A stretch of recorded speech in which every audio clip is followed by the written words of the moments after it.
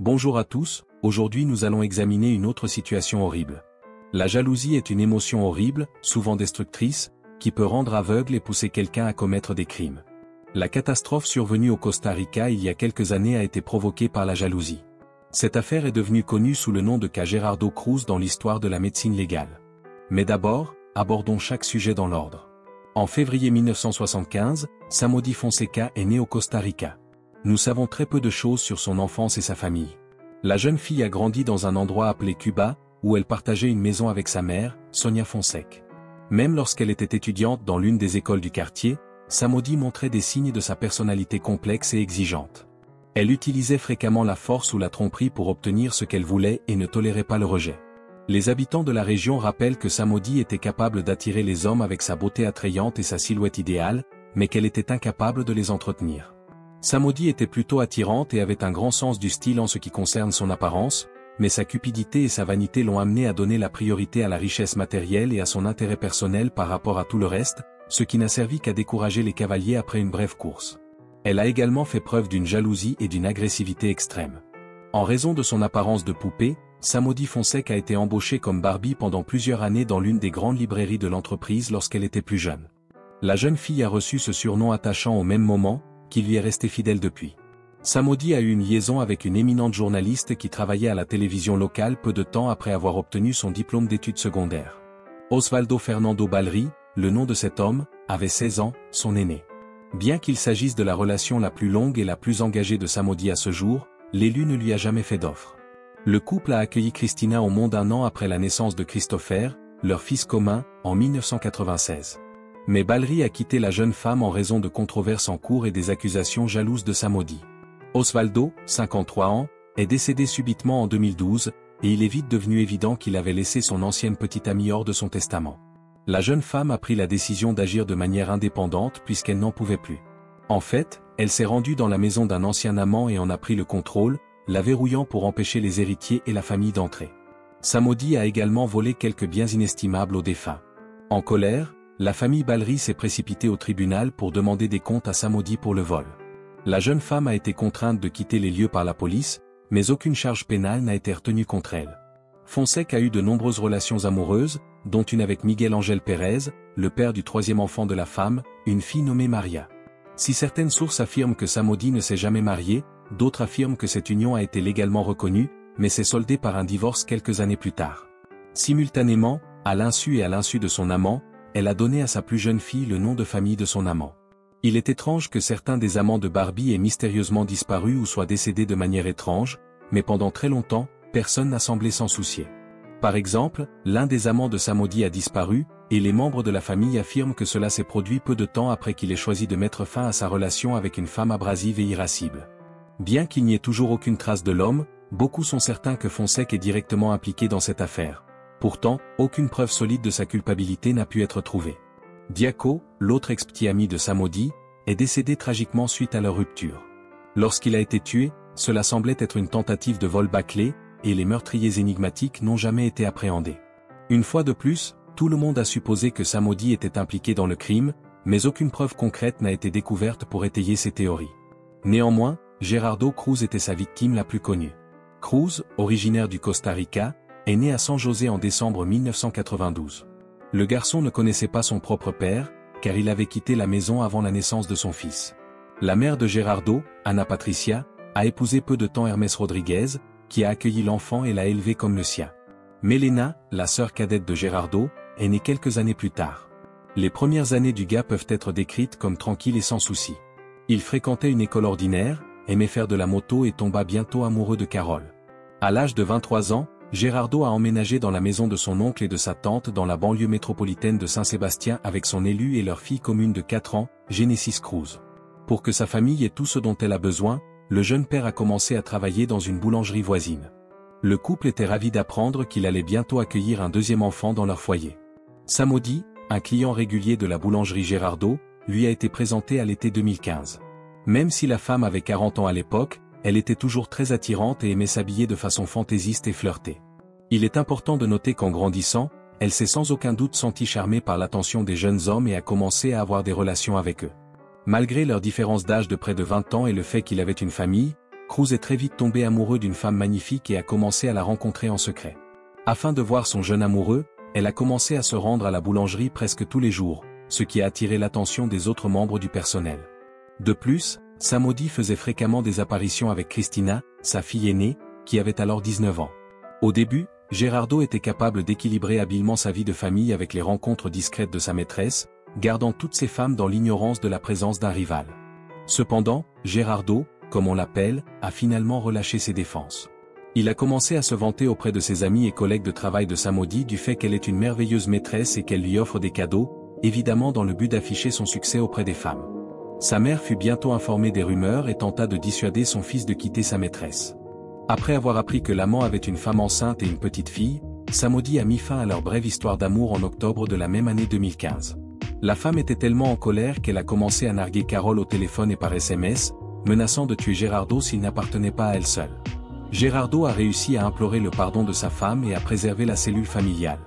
Concernant l'ex-petite amie, il ne considérait pas ces menaces comme significatives, car il pensait qu'elle se remettrait bientôt de ses sentiments et trouverait un nouveau partenaire. Il ne pensait pas que Samody se révélerait aussi rusé et méchant. Quelques jours après sa rupture avec Fonsèque, Cruz entrevoit une situation évidente. Alors qu'il se promenait dans une rue du centre-ville, le jeune homme a remarqué un homme plus âgé qui suivait une jeune fille, tenant son téléphone de manière à ce que la caméra soit cachée derrière sa mini-jupe. Indigné, l'homme a sorti son téléphone et a commencé à enregistrer tout ce qui se passait. Il a ensuite arrêté la jeune fille, lui a tout raconté et lui a conseillé d'appeler la police. Cruz a ensuite poursuivi l'homme pour tenter de prendre une photo de son visage. Après avoir demandé à haute voix si l'homme s'amusait et pris des photos des sous-vêtements de la jeune fille à son insu, il l'a poursuivi pendant près de 2 minutes jusqu'à ce que l'homme monte dans un taxi et parte. Gerardo a mis en ligne la vidéo qu'il avait enregistrée ce soir-là sur son site web.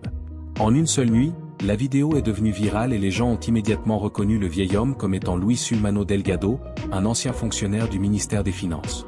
Les médias ont rapidement trouvé et partagé les images, faisant de Gerardo un nom connu dans tout le pays. Le jeune homme a été invité à participer à des émissions de radio et de télévision et a été interviewé pratiquement quotidiennement par la presse écrite. Il a évoqué l'incident dont il avait été témoin, a dénoncé le comportement de l'ancien responsable et a déclaré qu'il répéterait l'action sans hésitation. Sulmano Delgado a engagé des avocats chevronnés pour commencer à travailler en même temps contre Gerardo, l'accusant de mauvaise conduite. Ils envisageaient de porter plainte contre lui devant le tribunal, affirmant que l'individu avait enfreint la loi en distribuant la bande vidéo. Cruz a été surpris par le changement des événements et ne pouvait pas comprendre pourquoi il était jugé à la place de l'homme qui avait commis un meurtre si odieux sur une jeune fille innocente. Le 7 octobre, Gerardo est apparu dans sa dernière interview sur une station de radio locale. Il était certain d'avoir raison et pensait qu'il n'avait rien à craindre. Gerardo avait prévu une réunion après le travail avec son ami Oswald pour le lendemain, mais il a annulé la réunion en raison d'une urgence imprévue. Il devait être de nouveau interrogé ce soir-là au parc, mais une jeune femme l'a trompé pour qu'il reçoive un message de Samody ce jour-là. Gerardo a simplement fait confiance à son ex-petite amie, sans aucune idée que quelque chose n'allait pas. Une fois son service terminé, il s'est dirigé vers l'endroit désigné, mais aucun média n'était présent pour l'accueillir. Cependant, 2 individus non identifiés lui ont volé ses bagages, lui ont donné des coups de poing, l'ont poignardé à plusieurs reprises au ventre et à la poitrine, puis se sont enfuis. L'homme blessé a pu raconter par téléphone à son ami ce qui s'était passé avant de s'évanouir, et l'ami a immédiatement appelé la police et l'ambulance. Grâce à sa rapidité d'esprit, Gerardo a été envoyé à l'hôpital, où des professionnels de la santé se sont battus pendant 42 jours pour lui sauver la vie. Gerardo a subi de nombreuses interventions chirurgicales au cours de cette période, mais malheureusement, aucune d'entre elles n'a réussi à le sauver. Cruz est décédé aux soins intensifs le 19 novembre. Il était une véritable star juste avant la catastrophe. Sans exagération, sa maladie a touché toute la nation. Au cours de leurs entretiens sporadiques, la famille de Gerardo a demandé à tout le monde de prier pour qu'il aille mieux. Ils ne pouvaient pas comprendre qui ou pourquoi avait pu faire une telle chose à Gerardo. De nombreuses personnes se sont présentées à l'enterrement de l'homme pour offrir leur sympathie à sa famille. Tout le monde a également exprimé l'espoir que les tueurs seraient rapidement arrêtés par les autorités et condamnés à une juste punition. Il y avait initialement plusieurs récits du crime. Premièrement, il s'agissait d'un meurtre commis lors d'un vol. En fait, Gerardo a été poignardé avec un couteau et s'est fait arracher son sac à dos lors de l'attaque du soir dans le parc, le faisant passer pour un voleur typique. Mais quelques jours auparavant, Cruz avait divulgué une vidéo choquante qui dénonçait un ancien responsable bien connu. D'où la deuxième théorie, un meurtre commis en représailles. Sulmano Delgado aurait pu payer des tueurs à gages pour se débarrasser du jeune homme qui avait porté atteinte à sa réputation, ont librement affirmé et publié les médias. Les gens sont descendus dans les rues pour exiger que les meurtriers soient appréhendés et mis en prison. Le meurtre a également fait l'objet d'un intense débat dans la presse. La police a commencé à examiner et à fournir plusieurs versions de l'histoire, ainsi qu'à rechercher d'autres adversaires potentiels et sympathisants de Gerardo. L'enquête a été suspendue pendant quelques mois jusqu'à ce qu'une vidéo d'une caméra de surveillance de rue soit découverte en mai 2016. Dans la vidéo, on peut voir deux hommes fuyant le site où Cruz a été abattu. Ces hommes étaient d'emblée les principaux suspects, mais c'était à la police de les retrouver et de les appréhender. L'enregistrement s'est avéré être un élément de preuve important et l'affaire a progressé lorsqu'il a été rendu public. Cela a été diffusé en boucle dans les émissions d'information, avec l'avertissement que les téléspectateurs devraient examiner attentivement ces personnes, car elles pourraient être de dangereux criminels. En outre, la police a pu décrire les données physiques des hommes et créer des croquis grossiers des individus recherchés. L'un des individus a rapidement été révélé puisqu'il a choisi de se livrer aux autorités et de participer à l'enquête dans l'espoir d'obtenir une réduction de peine. L'enquête a rapidement identifié plusieurs autres collaborateurs et les cerveaux du crime, Somadi et sa fille Cristina, grâce aux informations qu'il a fournies. Tous les criminels furent bientôt placés en état d'arrestation. La mère et la fille ont été arrêtés, ainsi que plusieurs autres hommes. Un petit enfant directement impliqué dans l'attaque, l'ouvrier César Chavez, qui a servi d'intermédiaire, et le chauffeur de taxi Ronald Archi, qui a découvert les suspects du meurtre. Après l'attaque, Omar Costa, qui suivait la victime et signalait où elle se trouvait, a également été placé en garde à vue. Grâce à des appels téléphoniques et des SMS, les rôles et les relations de chaque individu impliqué dans le crime ont été déterminés. Somadi, qui avait minutieusement planifié toute l'affaire, engageant sa fille Cristina dans les moindres détails du projet, a donné l'ordre du meurtre. Ils se sont tournés vers leurs amis Ronald et César pour obtenir de l'aide afin de trouver deux tueurs à gages pour tuer Gerardo et mettre en scène la scène comme une tentative de vol dans un parc à thème. Omar les a finalement rejoints et il a dû s'assurer que la victime se rende à l'endroit désigné. Le 7 octobre est la date que Somadi lui-même a choisie pour le massacre. Elle a pris contact avec toutes les personnes impliquées dans le crime ce jour-là, leur a assigné des tâches et s'est assuré que tout le monde exécutait le plan. De plus, la jeune femme a insisté pour que l'auteur du crime lui remette certains biens de l'ex-amant comme preuve. Cruz s'est rendu directement au parc après avoir terminé son quart de travail. Il a fait un effort pour arriver à l'heure à la réunion parce qu'il était certain qu'il se rendrait à un entretien. Cependant, il est tombé dans une embuscade et a été poignardé à plusieurs reprises à l'endroit convenu. Il lui a alors volé sa veste et son sac à dos, que le client lui avait remis en guise de preuve. Les messages textes détaillant le plan meurtrier et les responsabilités de tous les joueurs étaient la principale preuve de la culpabilité de Somadi. La femme n'a même pas pris la peine de les retirer tant elle était sûre de son impunité. La cause profonde de cette offense grave était la simple envie. La femme a conclu que personne ne l'obtiendrait s'il n'était pas avec elle et ne voulait pas partager un amant avec sa femme. Elle a soigneusement étudié chaque démarche et a inclus sa propre fille, qui était toujours là pour la soutenir, dans son projet illégal. La mère et la fille ont été immédiatement placées en garde à vue et il a été impossible de les libérer sous caution, car les coupables tenteraient très probablement de fuir le pays. Tous leurs complices, hormis Omar qui assurait la surveillance, ont été placés en détention provisoire. De plus, le plus jeune délinquant dans cette affaire a été confié à des spécialistes de la délinquance juvénile. Après environ 1 an et demi de recherche, le procès de chaque membre du complot criminel n'a commencé qu'en décembre 2017. En outre, il a été découvert que Somadi avait été inculpée à plusieurs reprises dans le passé. Elle a été spécifiquement arrêtée pour avoir falsifié des dossiers afin d'obtenir un financement public, mais elle a simplement été condamnée à une amende. En outre, le père de la plus jeune fille de Somadi, Miguel Ángel Pérez, a été révélé. Il s'est avéré que la jeune femme a transféré le nom de famille de l'enfant à un ancien amant sans obtenir sa permission. Elle a ensuite eu recours à la justice pour obtenir de lui une pension alimentaire qu'elle percevait depuis plus de 3 ans. L'escroc a été condamné à 3 ans de prison et à une lourde amende lorsqu'il a été découvert que l'ensemble du processus avait été truqué. Cependant, le juge a réduit la peine à 5 ans de prison avec sursis après avoir pris en compte le fait qu'elle avait un jeune enfant. Au cours du procès, l'épouse du défunt Gerardo a reconnu qu'elle était au courant de sa relation avec Somadi et que l'ancienne maîtresse avait menacé de le tuer, mais qu'il avait ignoré les avertissements. Comme nous l'avons déjà indiqué, la jalousie et l'orgueil blessé de la femme ont été la principale motivation du crime. Elle ne pouvait pas accepter que son jeune amant ait choisi de rester avec sa femme. La mère et la fille ont conspiré pour organiser le crime ensemble, comme en témoignent les enregistrements téléphoniques.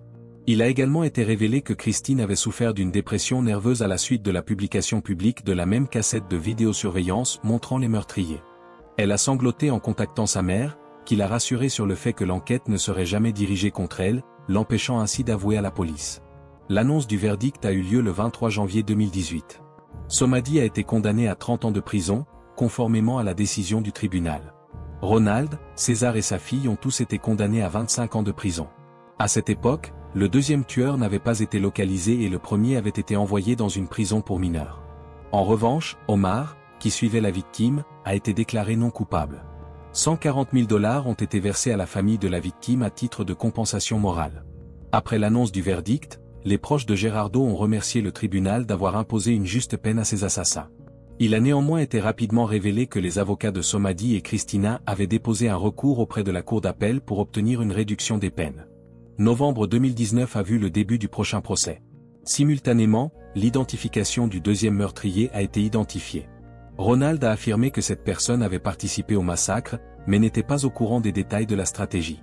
Dans le but d'obtenir une réduction de la peine, Ronald et César ont tous deux fait appel auprès de la cour d'appel.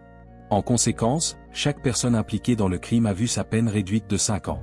Somady est actuellement incarcérée dans une prison pour femmes du Costa Rica et purge une peine de 25 ans. Elle a enregistré un mariage avec une femme qu'elle a rencontrée en prison, comme cela a été rendu public à l'été 2020. Lindsay Diaz-Lopez est son nom choisi, et au moment de l'enregistrement de la relation, elle avait déjà été libérée sur parole et avait réussi à quitter les murs de la prison, tandis que Somady passerait plus de 2 décennies derrière les barreaux. J'apprécie votre visionnage. Pensez à vous abonner à la chaîne, car il y a beaucoup d'histoires incroyables à venir.